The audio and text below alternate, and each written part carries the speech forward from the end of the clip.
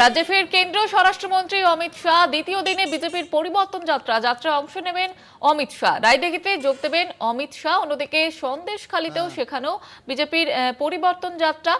অন্যদিকে রায়দিঘিতে অমিত শাহ দ্বিতীয় দিনে আজকে বিজেপির পরিবর্তন যাত্রা গতকাল থেকে শুরু হয়েছে। বিধানসভা নির্বাচনের আগে পরিবর্তন যাত্রাকে হাতিয়ার বিজেপির। এবার গতকালে আমরা দেখেছি যে শুরু হয়েছে বিজেপির পরিবর্তন যাত্রা। এবার অমিত শাহ তিনি কিন্তু রায়দিঘিতে আসছেন। রাজ্যে ফের কেন্দ্রীয় স্বরাষ্ট্রমন্ত্রী অমিত শাহ তিনি এর আগে এসে সভা করে গিয়েছেন, বৈঠক করে গিয়েছেন এবং সংগঠনের দিকে মূলত নজর দিয়েছেন। এবারে পরিবর্তন যাত্রায় অমিত শাহ। সরাসরি রয়েছেন আমাদের প্রতিনিধি কোয়েল মণ্ডল। কোয়েল, ঠিক কি প্রস্তুতির ছবি দেখতে পাচ্ছ? একদমই দেখো, রাজ্যে গতকাল থেকেই ভারতীয় জনতা পার্টির পরিবর্তন সংকল্প যাত্রার সূচনা হয়েছে এবং আজকে সেই পরিবর্তন সংকল্প যাত্রার অংশ হিসেবে দক্ষিণ 24 পরগনার রায়দিঘি বিধানসভাকে বেছে নেওয়া হয়েছে এবং এই রায়দিঘি বিধানসভাতে পরিবর্তন সংকল্প যাত্রার সূচনা করতে আসছেন স্বরাষ্ট্রমন্ত্রী অমিত শাহ এবং তার সাথে সাথে তিনি এখানেই রায়দিঘির যে মথুরাপুর বাপুলি বাজার সংলগ্ন ময়দান সেখানে তিনি সভা করবেন। এই মুহূর্তে যে সভা মঞ্চ, সেই সভা মঞ্চের অন্তিম প্রস্তুতি একেবারে কিন্তু তুঙ্গে এবং নিরাপত্তার কথা মাথায় রেখে একেবারে আঁটোসাঁটো নিরাপত্তার বলয়ে ঘিরে ফেলা হয়েছে গোটা সভামঞ্চ স্থল।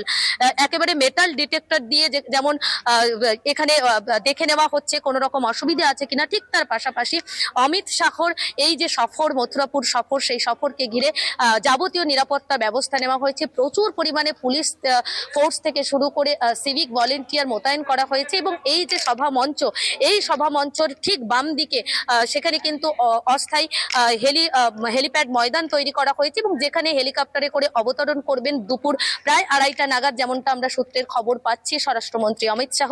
এবং এখানে মঞ্চে তিনি কিন্তু সভা করবেন এবং এই সভা মঞ্চে অমিত শাহর পাশাপাশি উপস্থিত থাকবেন সুকান্ত মজুমদার সহ একাধিক রাজ্য এবং জেলা নেতৃত্বরা। মূলত 2026 বিধানসভা নির্বাচন আর তার আগে রাজ্যের বিভিন্ন প্রান্তে এই বিজেপির যে পরিবর্তন সংকল্প যাত্রা, সেটা কিন্তু বিজেপির কাছে অত্যন্ত তাৎপর্যপূর্ণ। বিশেষ করে আজকের দক্ষিণ 24 পরগনার এই মথুরাপুরের মাটি থেকে, সভা মঞ্চ থেকে অমিত শাহ স্বরাষ্ট্রমন্ত্রী তিনি ঠিক কি বার্তা দেন সেদিকেই তাকিয়ে রয়েছেন জেলা থেকে রাজ্য নেতৃত্ব থেকে শুরু করে কর্মীরা। এবং সেখানে কিন্তু তারা কত মানুষের লক্ষ্যমাত্রা নিয়ে আজকের এই সভার আয়োজন, আমরা অবশ্যই যুব মোর্চার সদস্যকে পেয়েছি, তার সঙ্গে কথা বলবো। একেবারে অমিত শাহজি আসবেন, আপনারা কি আশা রাখছেন? আমরা এই আশা রাখছি যে অমিত শাহজির বক্তব্য আমরা মন দিয়ে শুনবো এবং আমরা পরিবর্তন যাত্রার আমরা অংশগ্রহণ করেছি, আমরা কাঁধে কাঁধ মিলিয়ে এগিয়ে যাব। এবং আমি লক্ষ্মী ভাণ্ডার যারা নিচ্ছে মা বোনেরা, তাদের অনুরোধ করব, করজোরে অনুরোধ করব, আপনারা যদি আগামী প্রজন্মকে বাঁচাতে চান, আপনাদের ছেলে মেয়েদের ভবিষ্যতের কথা যদি ভাবতে চান, তাহলে এই সরকারকে আপনারা বিসর্জন করুন।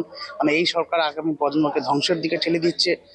রাজ্যে শিল্প নেই, শিক্ষা নেই, চাকরি নেই, সমস্ত দিক থেকে একটা বিশৃঙ্খলা সৃষ্টি হয়ে গেছে। সেই দিক থেকে নিরাপত্তা সুনিশ্চিত করার জন্য আপনারা বিজেপি সরকারকে ভোট দিন, বিজেপিকে ক্ষমতায় আনুন, এই প্রার্থনা করি আপনাদের কাছে। কত কত মানুষের লক্ষ্যমাত্রা নিয়েছেন, কত আজকে উপস্থিত? এখানে আজকে উপস্থিত হবে 70,000 মানুষের জমায়েত এখানে উপস্থিত হবে। একদমই তুমি শুনলে যে একেবারে যে মথুরাপুর সাংগঠনিক জেলা বিজেপি তাদের পক্ষ থেকে আয়োজিত এই যে পরিবর্তন সংকল্প যাত্রা এবং অমিত শাহর যে সভা, সেই সভাকে ঘিরে কিন্তু 70,000 জমায়েতের লক্ষ্যমাত্রা নিয়ে একেবারে অন্তিম প্রস্তুতি চলছে এবং চারিদিকে কিন্তু ফোর্স থেকে শুরু করে সমস্ত কিছু ডিপ্লয়েড করা হয়েছে।